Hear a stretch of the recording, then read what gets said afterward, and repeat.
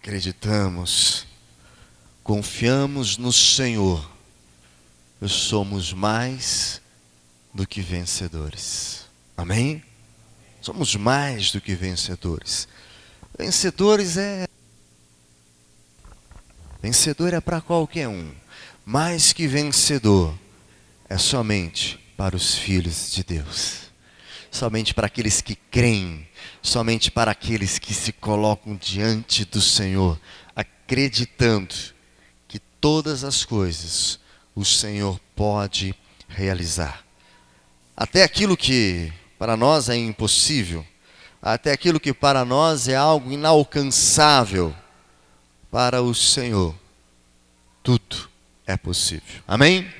Queridos, nós vamos dar continuidade no tema que nós já estamos trabalhando algumas quarta-feiras, comunicação em família. Nós já estamos desde o início do ano trabalhando mensagens voltadas para a família, e já algumas quartas-feiras nós estamos abordando esse tema, e hoje nós encerramos esse tema, comunicação em família. E vamos vendo já algumas coisas, e fomos percebendo que a comunicação em família é algo extremamente necessário para aprendermos a conviver.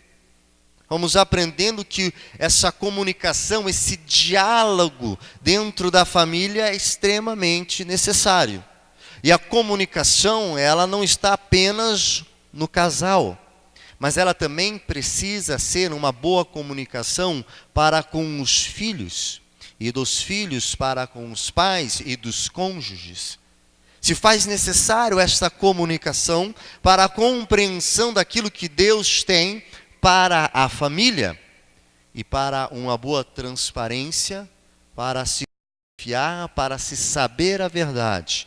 Nós precisamos já aprender a nos comunicar e nos comunicar bem.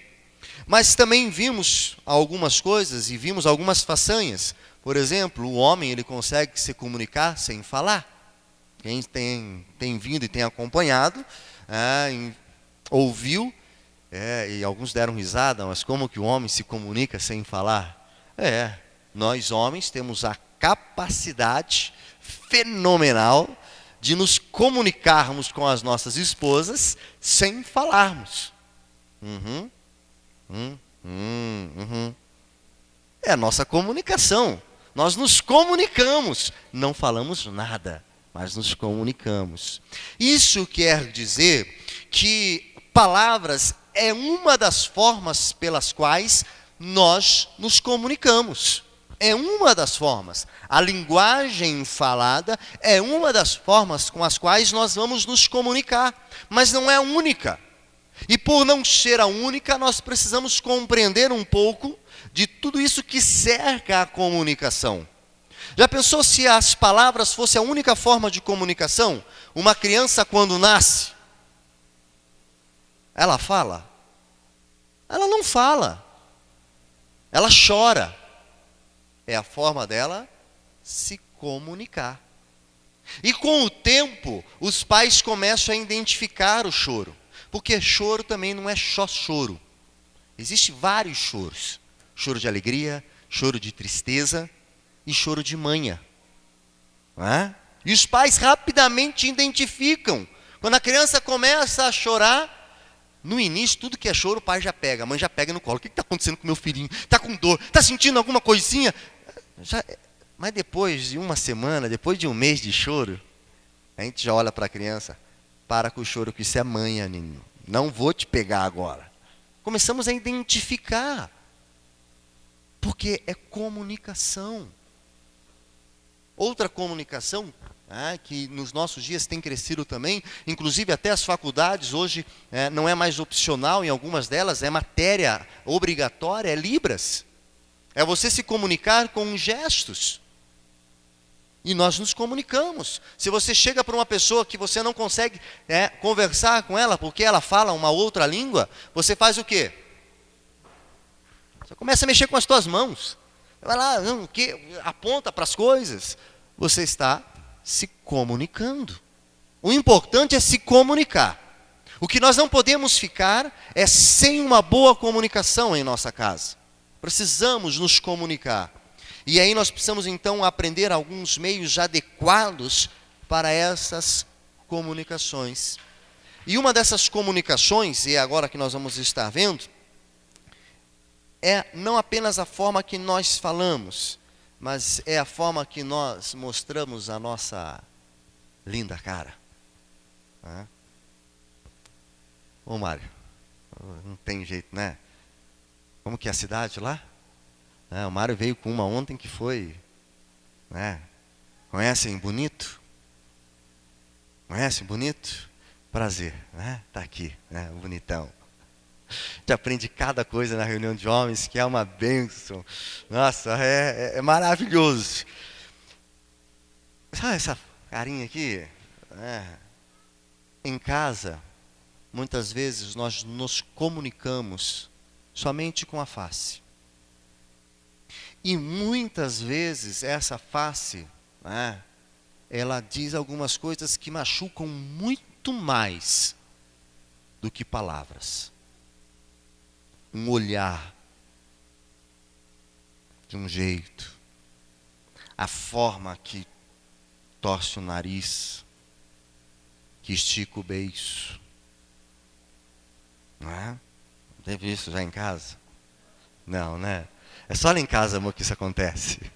É só lá em casa que nós ficamos de bico, o nariz distorce de vez em quando, o olhar fica meio atravessado.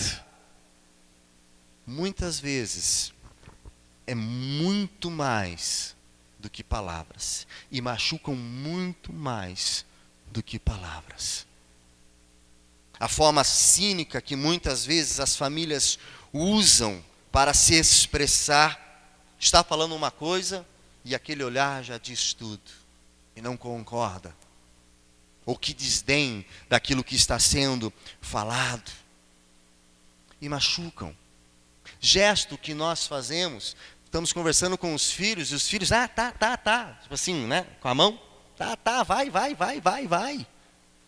Vontade é já, né, já é vai, vem aqui, que nós já vamos resolver esse negócio. Mas sabe, são gestos que vão se afastando, ou que vão trazendo um afastamento entre as famílias. Não só entre o casal, mas também entre pais e filhos e pais.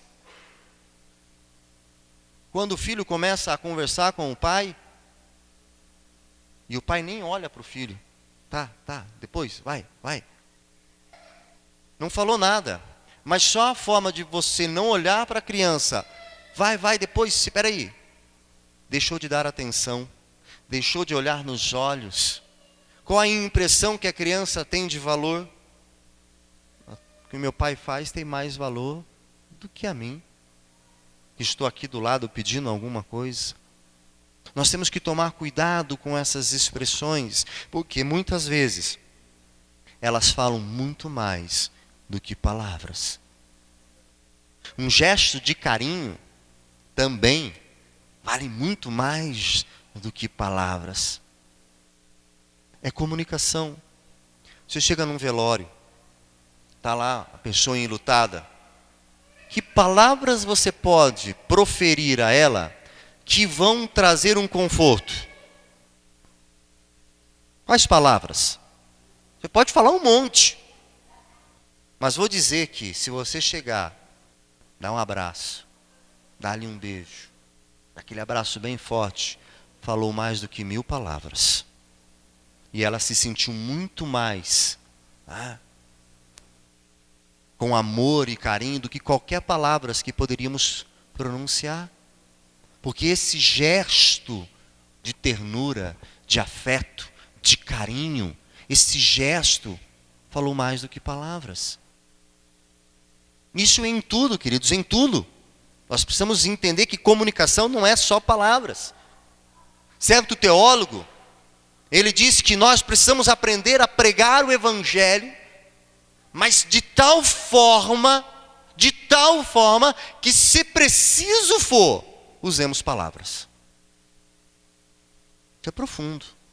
O evangelho tem que ser pregado tão profundamente que, se preciso for, devemos usar palavras, ou seja, nossas atitudes, nossos gestos. nosso olhar, do jeito que nós nos conduzimos, devem já falar do Senhor Jesus. Comunicação é muito mais do que palavras. E quando não aprendemos isso, nós começamos a fazer gestos, começamos a agir de forma contrária ao sentimento que deve reinar nas casas. Abra sua Bíblia em 1 Coríntios, capítulo 13.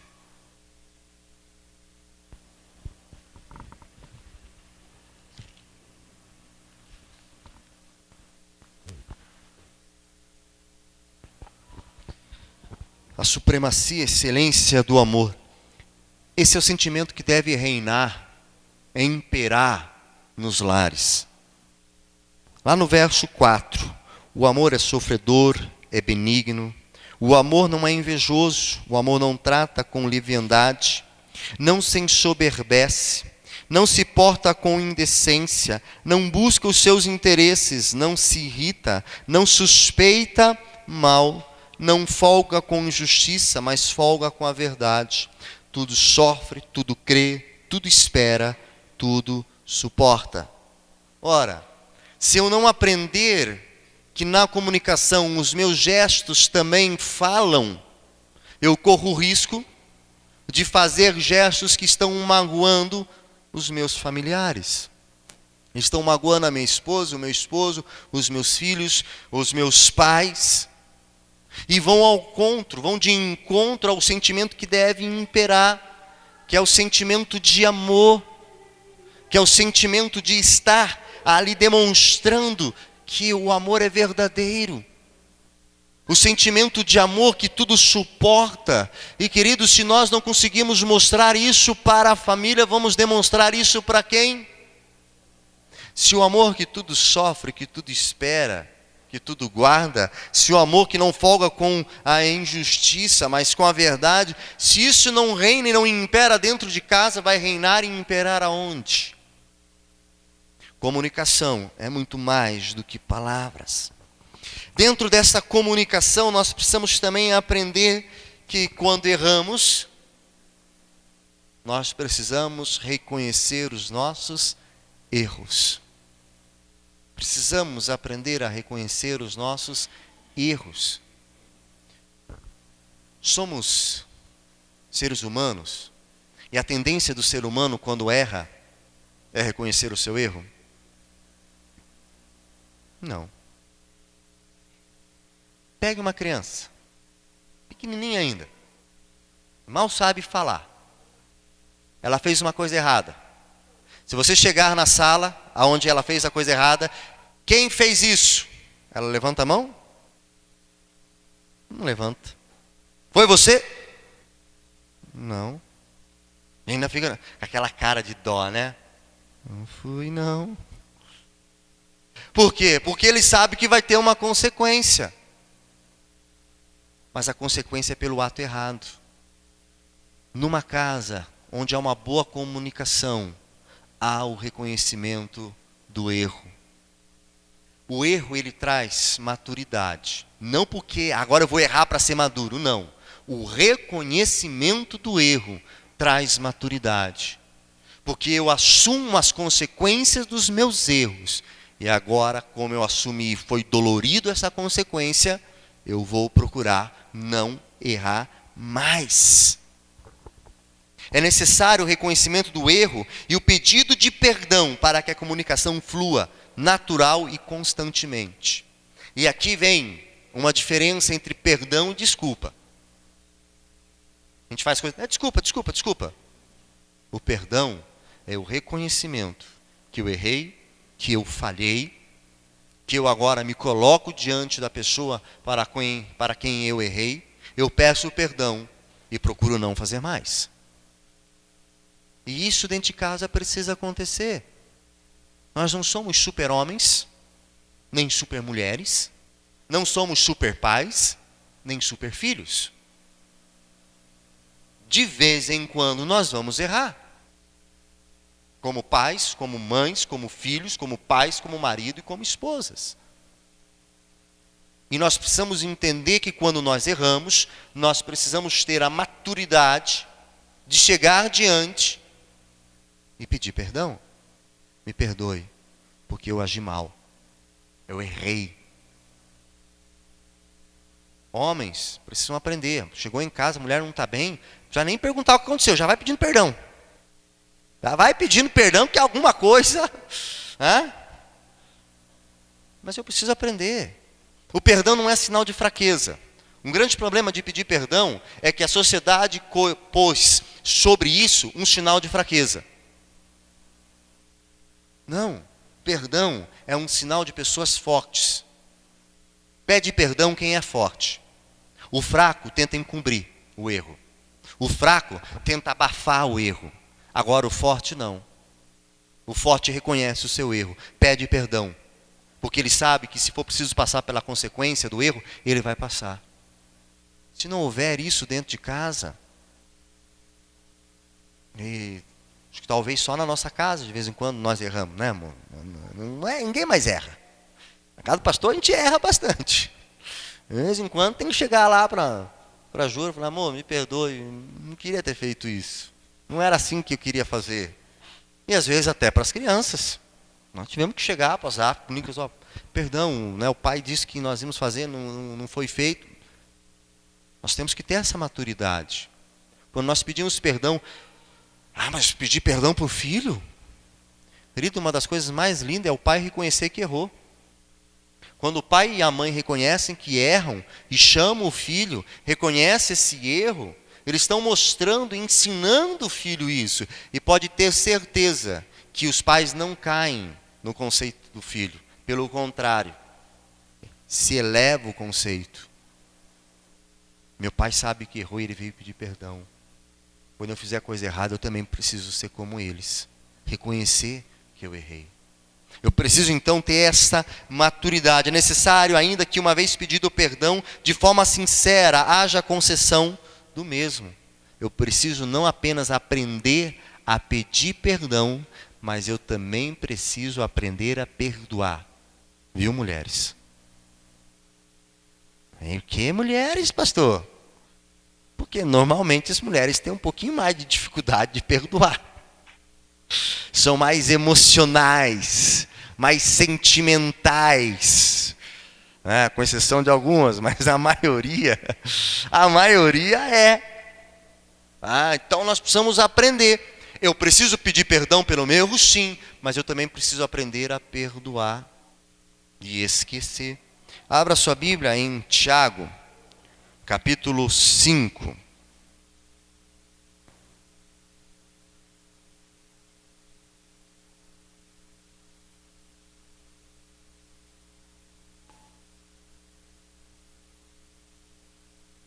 Tiago, capítulo 5,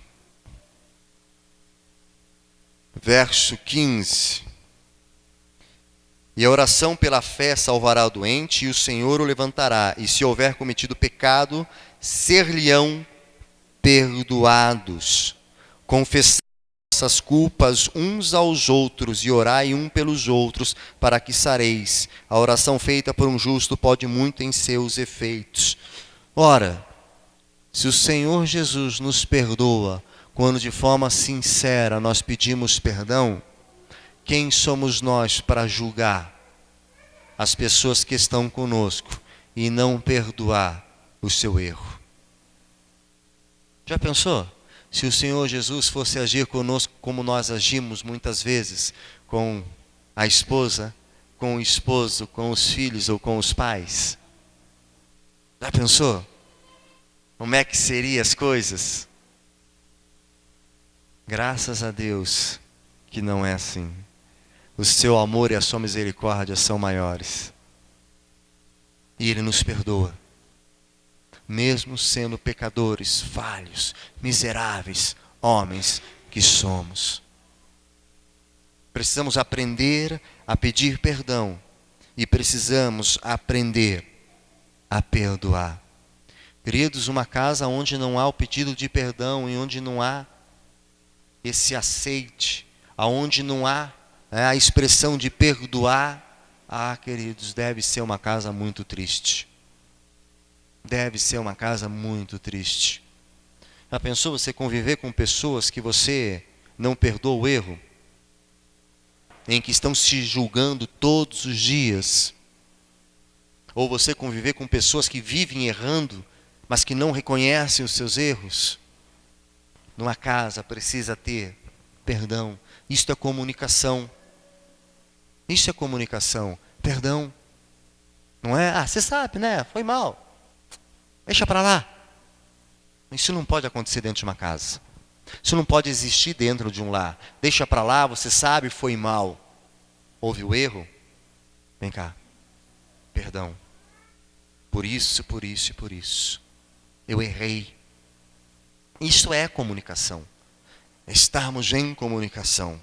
Terceiro, que nós vamos estar vendo hoje, sobre comunicar ainda vai algo mais.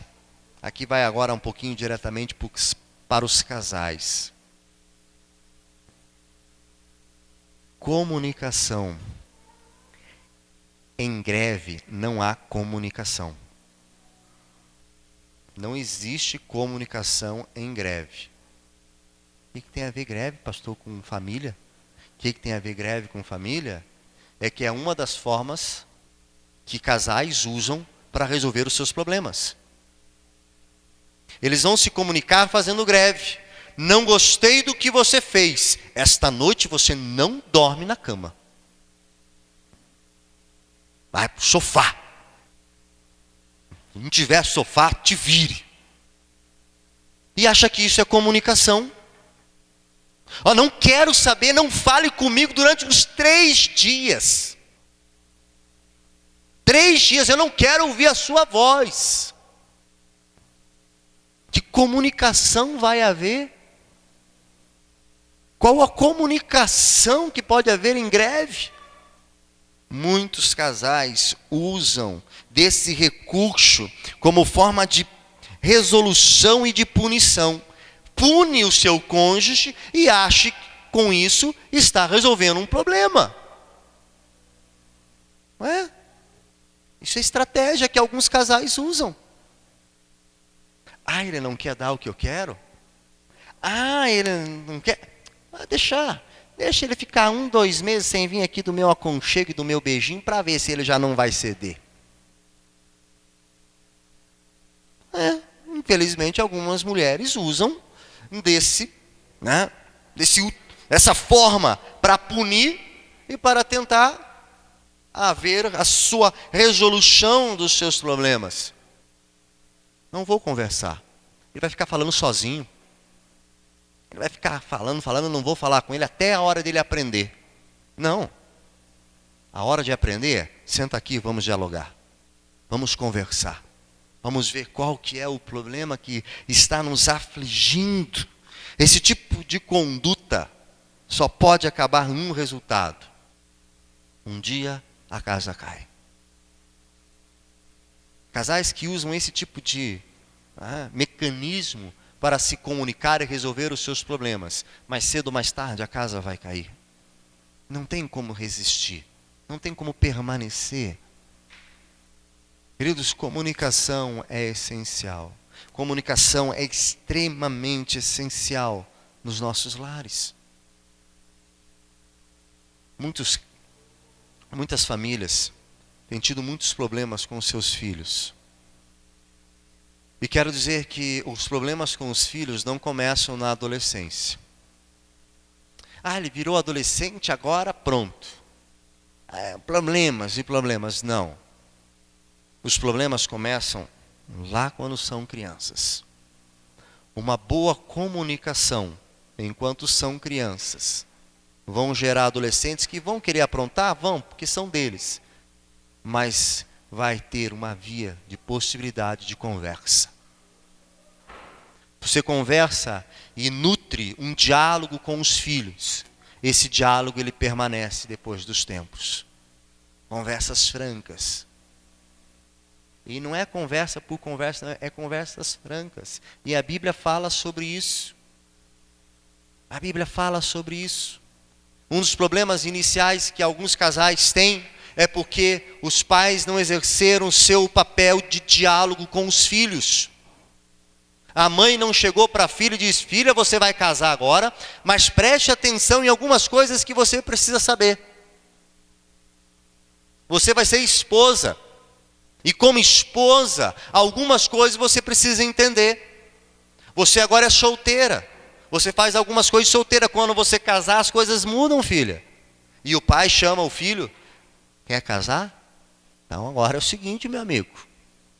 Acabou a mamata de sair a hora que queria e chegar a hora que queria. Acabou agora o negócio de você gastar onde você quiser. Você tem uma família e uma responsabilidade. Diálogo. E muitas vezes essa falta do diálogo fazem com que homens e mulheres entrem num casamento com dificuldades. Porque entram imaginando uma coisa e quando chega ali nas vias de fato, é outra completamente diferente. E aí não querem conversar com ninguém, e aí passam por problemas. E vão tendo que superar isso. Mas superam em cima de desavenças, superam em cima de muitas coisas. E se tivesse uma conversa com os seus pais antes, poderia muito desses conflitos ser resolvidos. Diálogo é essencial para todas as coisas. Vai se fazer. E nós já falamos algumas coisas aqui. Finanças. Família que não discute. E entenda, discussão não é brigar, mas é o diálogo. Família que não faz um diálogo sobre finanças é uma família que está fadada a correr atrás de prejuízo. Porque cada um faz o seu gasto. Cada um faz o seu objetivo de vida. Aí o homem faz o objetivo do carro. A mulher faz o objetivo da casa. Os filhos fazem o objetivo dos passeios. E aí chega no final, deu para comprar a Coca-Cola, 2 litros para dividir para a família. Porque não foi, faltou o quê? Diálogo. Pessoas honestas, pessoas boas, famílias honestas, famílias boas, passam por muitos problemas porque falta diálogo. Diálogo verdadeiro, diálogo sincero. Sem a menor sombra de dúvida, a comunicação é um dos pontos mais importantes no relacionamento interpessoal e principalmente no meio familiar. Podemos atribuir as dificuldades na vida familiar a diversos outros fatores, mas que analisados de forma adequada, redundarão quase sempre no uso ou na falta da comunicação. Praticamente quase todos os problemas que as famílias passam, elas passam porque não houve comunicação. E aí o problema aconteceu. Se houvesse a comunicação antes, os problemas poderiam ser resolvidos. Não que depois não poderão ser, poderão, mas as consequências serão maiores. As dificuldades serão maiores. Comunicação franca, aberta, verdadeira, precisa acontecer. E a comunicação, queridos, quando eu falo comunicação franca, aberta e verdadeira, é uma comunicação franca, aberta e verdadeira. A igreja tem alguns tabus.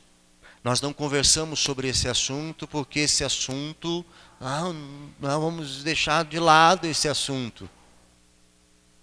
E muitos dos nossos jovens, muitas de nossas crianças foram ter a compreensão ou foram ouvir esses assuntos lá fora. E de forma errada. Porque não houve comunicação.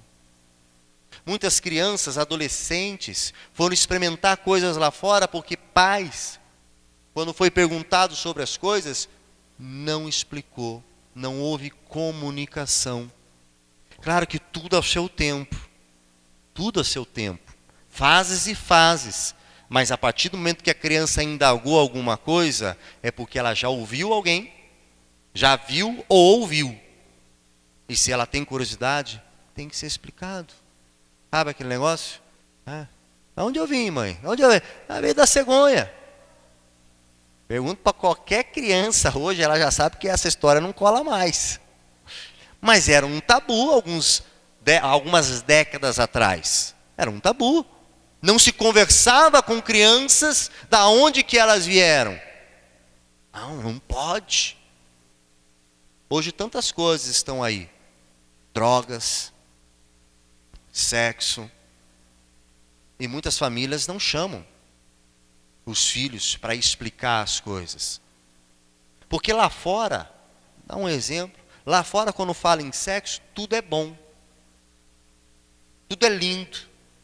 É gostoso, vale a pena, tem que fazer. Mas lá fora não vai explicar para a criança, para o adolescente, que ele corre risco de pegar doenças, de engravidar, de ter toda a sua vida alterada e mudada por uma escolha. Isso lá fora não vai falar. Se nós não falamos e não abrirmos essa comunicação aberta, franca e sincera, ele vai pegar só um lado daquilo que foi falado. Então, queridos, nós encerramos hoje esse ponto de comunicação. Mas não pode encerrar em nossos lares isso. Não pode. Nós precisamos aprender a comunicar. E à medida que as fases dos nossos filhos, nós precisamos aprender a nos comunicar de forma aberta, transparente. Porque se nós conseguimos e fazemos isso, nós também vamos transmitir isso para com o nosso relacionamento com Deus.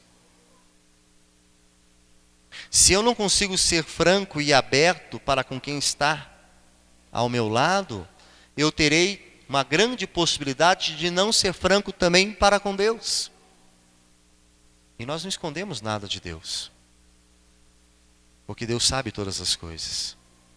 A mesma comunicação aberta, sincera e verdadeira que temos que ter com os nossos familiares, é a mesma comunicação aberta, sincera e verdadeira para com o nosso Pai. De forma escancarada, ter essa comunicação para aprendermos a caminhar juntos, para aprendermos a vivermos cada vez mais. E possamos aprender a nos comunicar em nossas casas, nossos irmãos, com Deus. E aprendemos que não está bem alguma coisa em casa? Então para tudo. Chama todos e vamos conversar. Vamos nos reunir. Cada um agora vai falar aquilo que acha que está acontecendo de certo ou de errado. Para arrumarmos, para continuarmos vivendo família verdadeira, de forma unida. Vamos orar? Feche os seus olhos mais uma vez. Deus, Ele nos conhece.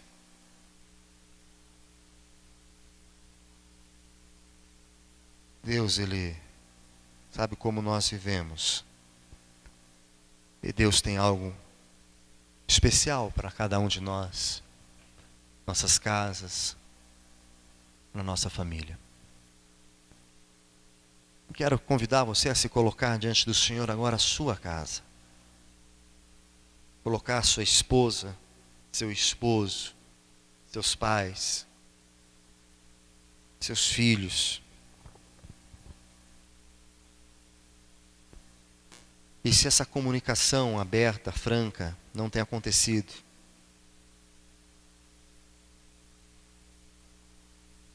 que você possa pedir a Deus que Ele possa te ensinar a fazer isso. E aí, querido, quando isso acontecer, tua família pode passar pelas lutas que forem, mas vocês passarão juntos, unidos.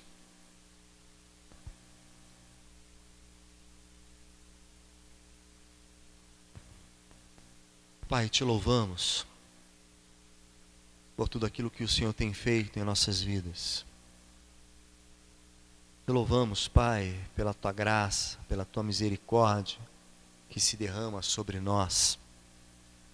E esta é a razão pela qual não somos consumidos da Tua presença. Senhor, o Senhor olha para nós com tanto carinho, ternura e amor. E muitas vezes, ó Pai, nós não agimos da forma que o Senhor quer. Por isso pedimos perdão ao Senhor. E Pai, pedimos que o Senhor possa nos ensinar e nos instruir a mantermos uma boa comunicação em nossos lares. Um bom diálogo. Que possamos ser verdadeiros, genuínos em nossas palavras, em nossos gestos, em nossas ações. E que tudo aquilo que for transformado em comunicação, possamos fazer de forma amável, de forma carinhosa, transbordando em amor. E te louvamos, ó Pai, pela família em que participamos, em que o Senhor nos inseriu. Obrigado, ó Pai. Obrigado pelo teu cuidado. Obrigado, ó Pai, pela atenção que o Senhor tem dado a nós. Mesmo sendo pobres, miseráveis, pecadores, o Senhor tem olhado para nós. Que o Senhor possa nos abençoar, que o Senhor possa nos guardar, que o Senhor possa abençoar e guardar cada família que aqui está representada. Que o Senhor possa derramar do teu amor, do teu Espírito sobre todas essas famílias. E que o Senhor venha reinar e imperar em cada lar, ó Pai. Em nome de Jesus que nós oramos. Amém. Querido, só para relembrar, domingo que vem, esse domingo, 9 horas da manhã, nós temos reunião de liderança. Todos que têm um ministério, estão à frente de um ministério, venha 9 horas, nós temos que ver algumas coisas. Sábado nós temos nossa saída para Cruz Machado, quem vai, 6 horas, saída aqui da igreja. Olha para quem está do seu lado, olhe nos olhos de quem está do seu lado, profundamente, e diga assim: vamos nos comunicar. Vamos nos comunicar. Dê um abraço. Não em um irmão, dê um abraço em 2, 3, 4, 5, 6. Dê um abraço em 10 irmãos. E desejo uma semana abençoada no nome de Jesus.